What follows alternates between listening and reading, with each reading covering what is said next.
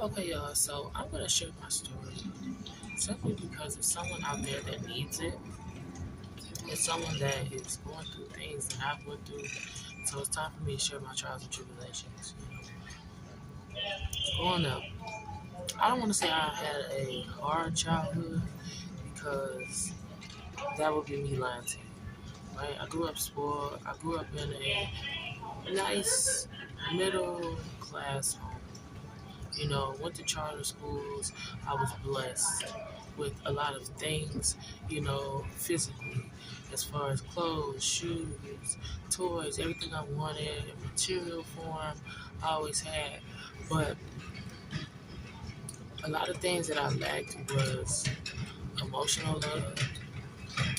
And with me growing up with a lot of people that could only supply physical things, they couldn't meet my emotional needs. It it damaged me in a lot of ways that I didn't really understand until I started healing, started acknowledging, and I started on my spiritual journey and my healing journey. Right? A lot of people in my family are either narcissists, right? And a lot of people throw that word around. Oh, this person does this, they're not. These are actually like people that are narcissists, right? Simply because of the generational curses and the generational trauma that was placed on my bloodline.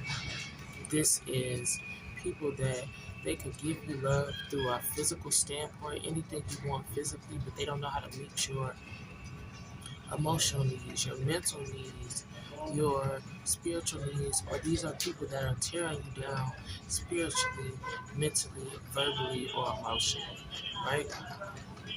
Me being the youngest of my family, I was pretty much the baby of everybody. Like, I was the youngest of me and my sister. We were 10 years apart. And I was the baby while everybody else was grown. They were raising their child. It was me just coming into the world, just being like the grandchild, the niece, the daughter. You get what I'm saying? So a lot of people in my family, they were taking care of responsibilities, and they didn't have the time to really nurture me the way that I needed, as far as emotionally, as far as verbally.